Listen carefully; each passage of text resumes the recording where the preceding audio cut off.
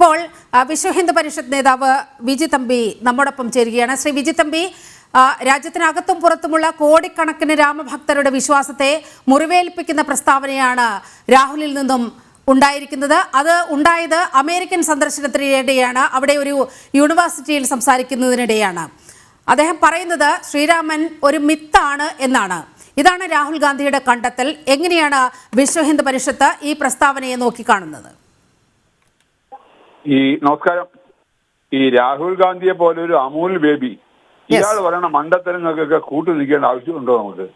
ഇയാൾക്ക് എന്തെല്ലാം മണ്ടത്തരം പറയുന്നു. ഇയാൾ അമ്പലത്തിൽ പോകുമ്പോൾ കുറെ മാല എടുത്തിട്ട് കുറെ പൊട്ടും തൊട്ട് അവിടെ നിൽക്കും, പള്ളിയിൽ പോകുമ്പോൾ കുരിശു തൊട്ട് അവിടെ നിൽക്കും, അതല്ലെങ്കിൽ മോസ്കിൽ പോയാൽ അവിടെ പോയി നിസ്കരിക്കും. ഇതെല്ലാം ചെയ്യും. ഇതെല്ലാം ചെയ്യുന്ന വെറും ഒരു എന്താ പറയുക, വെറും ഒരു ഷോമാനാണ് അയാള്. അയാൾ പറയുന്നതൊക്കെ നമ്മൾ കൂട്ടിരിക്കേണ്ട കാര്യമില്ല. പിന്നെ രണ്ടാമത്, ശ്രീരാമനും ശ്രീകൃഷ്ണനും മിത്താണോ അത് ചരിത്രമാണോ എന്നൊക്കെ സാധാരണ ജനങ്ങൾക്കറിയാം. അരിയാഹാരം കഴിക്കുന്ന മലയാളിക്കും അറിയാം, ഭാരതത്തിലുള്ളതും പുറത്തുള്ള എല്ലാവർക്കും അറിയാം. ഇവിടെ ചരിത്ര സത്യങ്ങളുണ്ട്. ശ്രീരാമൻ ജീവിച്ചിരുന്നതിന്റെയും ശ്രീകൃഷ്ണൻ ജീവിച്ചിരുന്നതിന്റെയും ഒക്കെ ചരിത്രങ്ങളുണ്ട്. ഇവിടെ ചരിത്ര സത്യങ്ങളാണ്. അത് മിത്താക്കാനൊന്നും ആർക്കും പറ്റത്തില്ല. പിന്നെ ഇയാൾ പറഞ്ഞ അവിടെ മിത്താവൂ? ഇയാൾ ആരായത്? മാത്രമല്ല, ഞാൻ ചോദിക്കട്ടെ, ഈ രാഹുൽ ഗാന്ധി വിടൂ. ഈ ഇടതുപക്ഷവും വലതുപക്ഷവും എന്താ ചെയ്യുന്നത്? ഹൈന്ദവ ബിംബങ്ങളെയും ഹൈന്ദവ ആരാധനാലയങ്ങളെയും ഹൈന്ദവരെയും ഏത് രീതിയിലും അപമാനിക്കാനും ഏത് രീതിയിലും നിസ്സാരവൽക്കരിക്കാനുമാണ് ഇയാൾ ശ്രമിക്കുന്നത്. ഇപ്പൊ കണ്ടില്ലേ പടം, മാലയിട്ടിട്ട് അമ്പലത്തിൽ പോയി നിൽക്കുന്നു, അടുത്ത നേരത്തെ പോയി പള്ളിയിൽ പോയിട്ട് മുട്ടുകുത്തി നിൽക്കും, അപ്പോൾ മോസ്കിൽ പോയിട്ട് നിസ്കരിക്കും. ഇതെല്ലാം ചെയ്യുന്ന വെറും ഒരു കോമാളിയായിട്ടാണ് ഇയാളെ കാണേണ്ടത്. ഇയാൾ പറയുന്നതിനൊക്കെ ആരും കൂട്ടുപിടിക്കേണ്ട ആവശ്യമുണ്ടോ? പിന്നെ ഇയാളാണോ പറയേണ്ടത് മിത്താണോ സത്യമാണോ ചരിത്രമാണോ എന്നൊക്കെ? ശ്രീരാമനും ശ്രീകൃഷ്ണനും ചരിത്ര പുരുഷന്മാർ തന്നെയാണ്, ഒരു സംശയമില്ല. ഇപ്പം പരമശിവനെ കുറിച്ചോ അല്ലെങ്കിൽ ഗണപതിയെ കുറിച്ചോ പറഞ്ഞു. ഗണപതിയെ കുറിച്ച് ഇവിടെ ആൾ പറഞ്ഞല്ലോ മിത്താണെന്ന്. ഇപ്പൊ നേരത്തെ ഞാൻ കേട്ടോണ്ടിരിക്കുകയായിരുന്നു. ഞാൻ ചോദിക്കട്ടെ, ഇയാൾക്ക് നട്ടലിന് ധൈര്യമുണ്ടോ? ഇയാൾക്ക് എന്തിനും ഉറപ്പുണ്ടോ? ഇയാൾ പറയട്ടെ അള്ളാഹു മിത്താണെന്ന്, അല്ലെ യേശു ക്രിസ്തു മിത്താണെന്ന് പറയട്ടെ, അപ്പൊ ഇയാളെ അംഗീകരിക്കാം. അല്ലാതെ ഇയാൾ ശ്രീരാമനും ശ്രീകൃഷ്ണനും മിത്താണെന്ന് വേണ്ടി കാര്യമില്ല. അള്ളാഹു മിത്തല്ലേ? മിത്തല്ലെന്ന് പറയാൻ പറ്റുമോ? അല്ലെങ്കിൽ യേശു ക്രിസ്തു തെളിയിക്കട്ടെ. ശ്രീകൃഷ്ണനും ശ്രീരാമനും മിത്താണെങ്കിൽ യേശു ക്രിസ്തു മിത്താണ്, അങ്ങനെ പറയട്ടെ. അതിനുള്ള ധൈര്യം ഉണ്ടോ ഇയാൾക്ക്? ഞാൻ ചോദിക്കട്ടെ, ഇവിടെ ചരിത്രങ്ങളില്ലേ? ഇവിടെ ശ്രീരാമ ജന്മഭൂമി അയോധ്യയാണെന്നുള്ളതിന് അവിടെ ചരിത്രമായി അവിടെ ഉദ്ഘാടനം ചെയ്ത് അതിന്റെ തെളിവുകൾ കണ്ടെത്തിയില്ലേ? ക്ഷേത്രം ഉണ്ടായിരുന്നു, തെളിവ് കണ്ടെത്തിയില്ലേ? ശ്രീരാമ ജന്മഭൂമിയാണ് അയോധ്യ. ഇത്രയൊക്കെ തെളിവുകളുണ്ട് ശ്രീരാമനോട് ജീവിച്ചിരുന്നതിന്, ശ്രീകൃഷ്ണനോട് ജീവിച്ചിരുന്നതിന്. അവരെല്ലാം ഈശ്വര പുത്രന്മാർ തന്നെയാണ്. ഈശ്വരൻ മനുഷ്യനായി അവതരിച്ചു തന്നെയാണ് അവർ രണ്ടുപേരും. ബാക്കിയല്ല, ഇപ്പൊ ഗണപതിയെ പറ്റിയോ അല്ലെങ്കിൽ മറ്റ് ഇപ്പൊ പരമശിവനെ പറ്റിയൊക്കെ പറഞ്ഞു കഴിഞ്ഞാൽ അവരെല്ലാം ഈശ്വരന്മാരാണ്. അവരൊന്നും ഭൂമിയിൽ അവതരിച്ചിട്ടില്ല. അവർ പല രീതിയിലും പല രൂപത്തിൽ അഭിനയിച്ചിട്ടുണ്ട്. ഇപ്പോ പരമശിവൻ ശങ്കരാചാര്യർ പരമശിവന്റെ അംശാവതാരമാണ്. അതുപോലെ പല ആൾക്കാരും വന്നിട്ടുണ്ട്. പക്ഷെ അത് നേരെ പരമശിവനാണെന്ന് പറയാൻ പറ്റില്ല.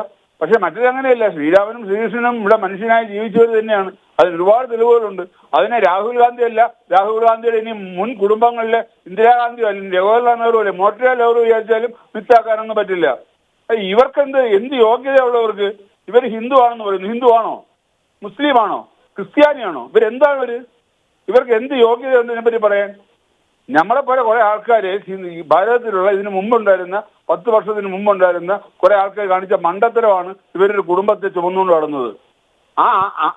ജവഹർലാൽ നെഹ്റു മുതൽ അടുത്തൊരു കുടുംബ ഒരു വാഴ്ചയായിട്ട് ഇന്ന് ഭാരതത്തെ മാറ്റി. അവസാനം അത് ഈ രാഹുൽ ഗാന്ധി വന്നപ്പോൾ അത് പോയി കിട്ടി. ഇനി ഒരിക്കലും ഇവർക്കൊന്നും ഇവിടെ കയറി ഇരുന്ന് ഭരിക്കാൻ പറ്റില്ല. ഭാരതത്തിന്റെ ഭരണമൊക്കെ കോൺഗ്രസിന്റെ കയ്യിൽ നിന്ന് പോയി. കോൺഗ്രസ് തന്നെ നിഷ്കാസിതമായി ഭാരതത്തിൽ നിന്ന്. എവിടെയാ ഉള്ളത്? ഇനി ഒരിക്കലും തിരിച്ചുവിടുമെന്ന് കോൺഗ്രസിന് പറ്റത്തില്ല. ശ്രീ വിജി തമ്പി, ഈ ഒരു അസഹിഷ്ണുതയാണ് ഇയാൾ വിദേശത്തേക്ക് പോകുമ്പോൾ ഇങ്ങനെ പല രൂപത്തിൽ പ്രകടമാകുന്നത്. പ്രധാനമന്ത്രിയാക്കും എന്നൊക്കെ പറഞ്ഞ് കൂടെയുള്ളവർ കുറെ കാലമായി തെറ്റിദ്ധരിപ്പിച്ച് ഇങ്ങനെ കൊണ്ടു നടത്തുകയാണ്. ആരോ പറയുന്നതനുസരിച്ച് ആടിക്കളിക്കുന്ന ഒരാളെ പോലെ, എന്താണെന്ന് ഞാനിപ്പോൾ പറയുന്നില്ല. അങ്ങനെ വെറും കോമാളി വേഷം കെട്ടി ഇങ്ങനെ രാഹുൽ നിറഞ്ഞാടുമ്പോൾ വിദേശത്തേക്ക് ചെല്ലുമ്പോൾ ഈ അസഹിഷ്ണുതയെല്ലാം പുറത്തു വരികയാണ്. നോക്കൂ, കഴിഞ്ഞ പാർലമെന്റ് സെഷനുകളിലെല്ലാം രാജ്യത്തെ അസ്ഥിരമാക്കാനുള്ള എന്തെല്ലാം ശ്രമങ്ങൾ, പ്രസ്താവനകളാണ് രാഹുൽ നടത്തിയത്. നിങ്ങൾ പറഞ്ഞു വന്ന് ഞാൻ പൂർണ്ണമാക്കി തരാം. ആടിക്കളികട കൊച്ചുരാമ, ആടിക്കളികട കൊച്ചുരാമ, ഇതല്ലേ ഉദ്ദേശിച്ചത്? അതെ. ഇത് തന്നെയാണ് അതാണ് അമൂൽ ബേബി എന്ന് പറയുന്നത്. ഇയാൾക്ക് ഇന്ത്യൻ രാഷ്ട്രീയത്തെ പറ്റി എന്തെങ്കിലും അറിയാമോ? എന്താണ് ഭാരതത്തിന്റെ പൈതൃകം എന്താണെന്ന് അറിയാമോ? ഭാരതത്തിന്റെ എന്താണ് ഇവിടുത്തെ സനാതന ധർമ്മം എന്താണെന്ന് അറിയാമോ? ഇവിടെ ഭാരതം ഇത്ര കാലമായിട്ട് കാലങ്ങളോളം ഈ ലോകത്ത് എല്ലാ ധർമ്മങ്ങളും മാറിയാലും ഇത് മാറിയാലും ഭാരതത്തിന്റെ സംസ്കാരം എല്ലാ സംസ്കാരങ്ങളും വെച്ചാലും ഭാരതത്തിന്റെ സംസ്കാരം അന്നും നിലനിൽക്കും. കാരണം ഭാരതത്തിന്റെ സംസ്കാരമാണ് ഏറ്റവും പൈതൃകമായ സംസ്കാരം. ആ സംസ്കാരമാണ് മറ്റെല്ലാ സംസ്കാരങ്ങളെയും സ്വാധീനിച്ചിട്ടുള്ളത്. അപ്പൊ അതുകൊണ്ട് രാഹുൽ ഗാന്ധി പറഞ്ഞുകൊണ്ടൊന്നും ഒരു കാര്യമില്ല. രാഹുൽ ഗാന്ധി പറയുന്നതിനെ എന്താ പറയാ, തൃണവൽക്കരിച്ച് തന്നെ ആൾക്കാർ എടുക്കത്തുള്ളൂ. പിന്നെ ഇങ്ങനെ പല മണ്ടത്തരങ്ങളും പറയുന്നില്ല, അതിന്റെ കൂട്ടത്തിൽ ഒരു മണ്ടത്തരം അത്രേ ഉള്ളൂ. ഈ രാഹുൽ ഗാന്ധിയെ പോലെ ആൾക്കാരെ ചുമന്നുകൊണ്ട് നടക്കുന്നിടത്തോളം കാലം കോൺഗ്രസ് ഇനിയും പച്ച പിടിക്കത്തില്ല, അത് കച്ചു വിടാൻ പറ്റത്തില്ല. കാര്യം ഇയാളെ പറ്റി എല്ലാവർക്കും അറിയാമല്ലോ. ഇയാളാണ് ഇന്ത്യൻ പ്രധാനമന്ത്രിയായിട്ട് ഇയാൾ വന്നു കഴിഞ്ഞാൽ ഭാരതത്തിന്റെ അവസ്ഥ എന്താവും ഒന്ന് ആലോചിച്ച് നോക്കിയേ. ഞാൻ ചോദിക്കട്ടെ, ഭാരതം എന്ന് പറയുന്ന ഒരു രാജ്യം ഇന്ന് ലോകം അംഗീകരിച്ചെങ്കിൽ, അല്ലെങ്കിൽ ലോകം ആ രീതിയിൽ അവരെ കാണുന്നുണ്ടെങ്കിൽ അതിനെന്താണ് കാരണം? കഴിഞ്ഞ 10 വർഷമായിട്ട് അല്ലെങ്കിൽ 10-11 വർഷമായിട്ടുള്ള മോദിജിയുടെ ഭരണം കൊണ്ടാണ്, ഭാരതീയ ജനതാ പാർട്ടിയുടെ ഭരണം കൊണ്ടാണ്. ഈ കോൺഗ്രസ് ആണ് ഭരിച്ചിരുന്നെങ്കിൽ ഇന്ന് ഭാരതത്തിന്റെ അവസ്ഥ എന്താവും ഒന്ന് ആലോചിച്ച് നോക്കുക. നാണക്കേടല്ലേ? അപ്പൊ അതിൽ നിന്ന് ഭാരതത്തിന്റെ പൈതൃകം തിരിച്ചു കൊണ്ടുവന്നു. ആ ഭാരതത്തിന്റെ തത്വം തിരിച്ചു കൊണ്ടുവന്ന ആരാണ്? അപ്പൊ ഇപ്പൊ ഇവർക്കൊക്കെ ആവശ്യമില്ല, ചൊറിച്ചിൽ വരും, പല ചൊറിച്ചിലും വരും. ചൊറിഞ്ഞുകൊണ്ടിരിക്കാനേ പറ്റുള്ളൂ. അതിന് ചൊറിയുള്ള മരുന്ന് വല്ലതും പോയി പെട്ടെന്നായിരിക്കും നല്ലത്. ഓക്കെ, വളരെയധികം നന്ദി ശ്രീ വിജി തമ്പി ഈ ഘട്ടത്തിൽ ജനം ടി വിയുടെ വിഷയത്തിൽ പ്രതികരിച്ചതിന്.